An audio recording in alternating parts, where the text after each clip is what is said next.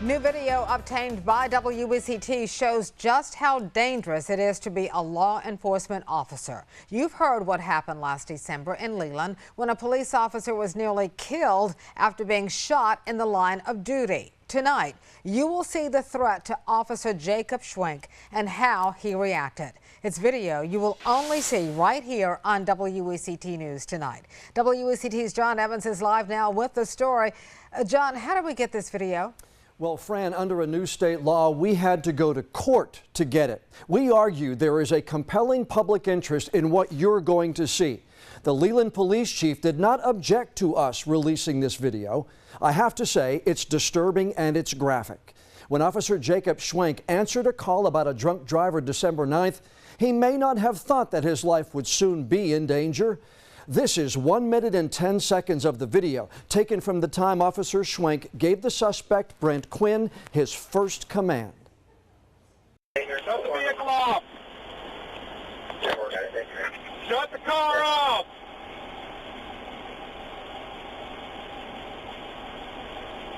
Shut the vehicle off!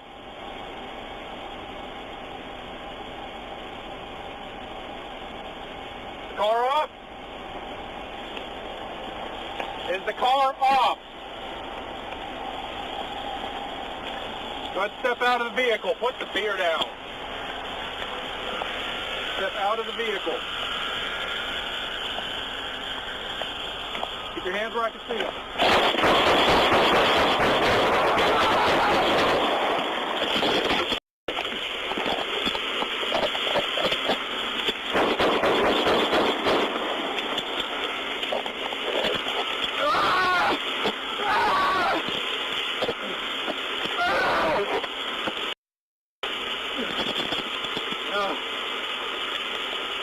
Shots fired! 1543 shots fired! I'm hit! Suspect down! Send me an ass! Now, there does appear to be a slight delay between the video and the audio in the recording from Officer Schwenk's dash cam.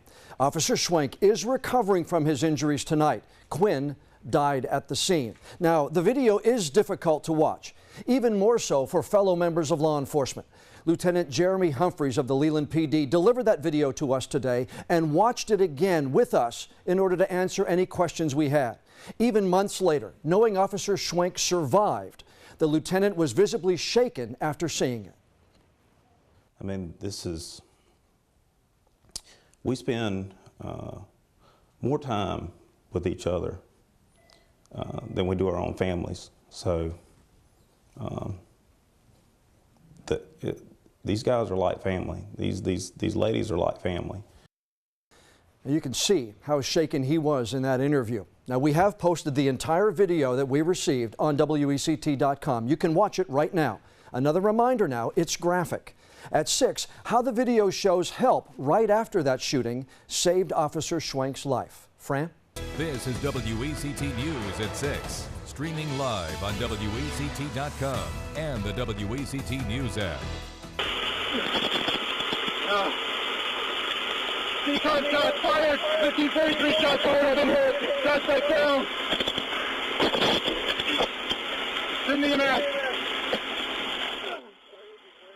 Dramatic video. A police officer shot in the line of duty and calling for help. You'll see what unfolded only on WECT News. Leland police officer Jacob Schwenk nearly lost his life December 9th. Answering a drunk driving call, he was shot 6 times.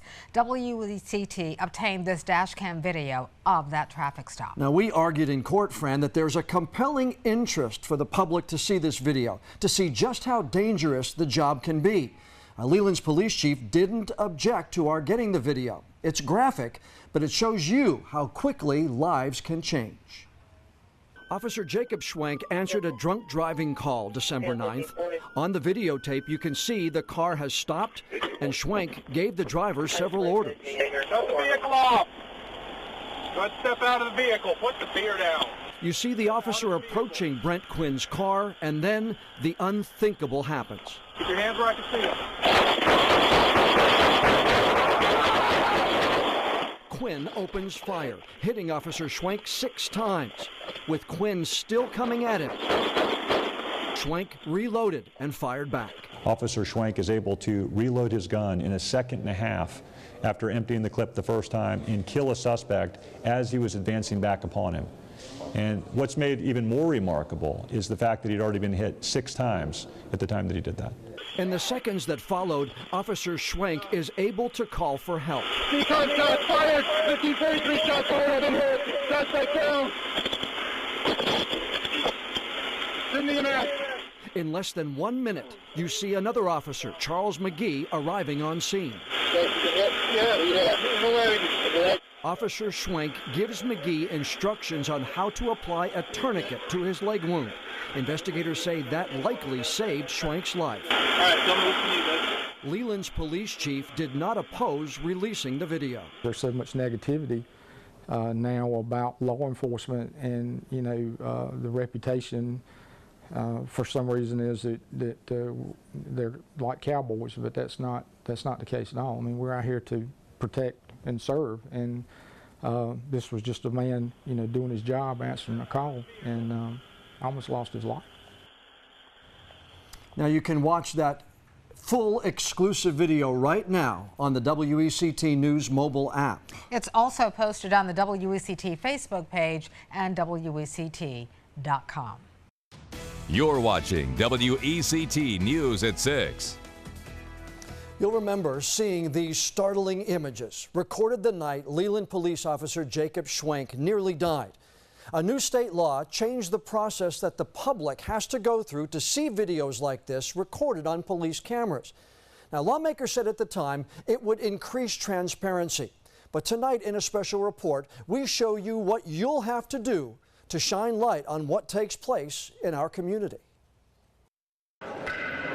When lawmakers drafted House Bill 972, the first line they put in declared police videos are not public record,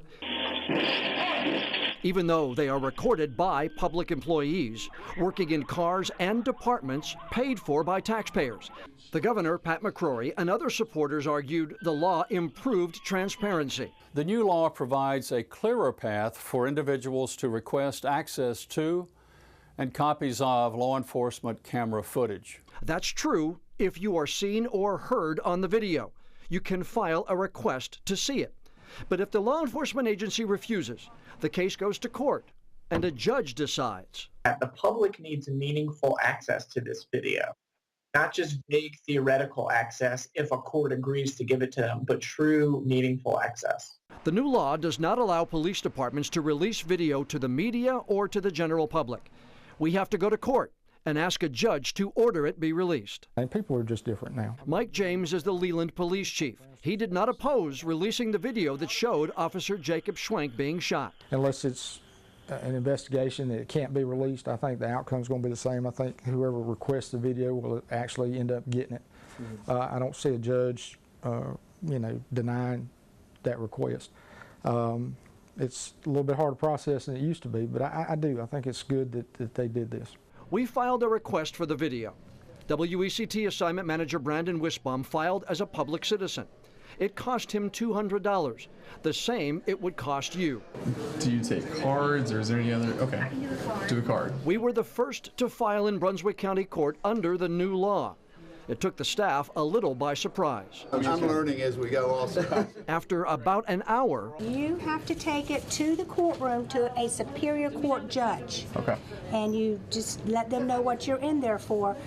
Once he'll talk to you, and if he signs it or she signs it, whatever, then you're going to take that form once it's signed to Michelle in Superior Court Judge's office. Okay. She will assign it a court date.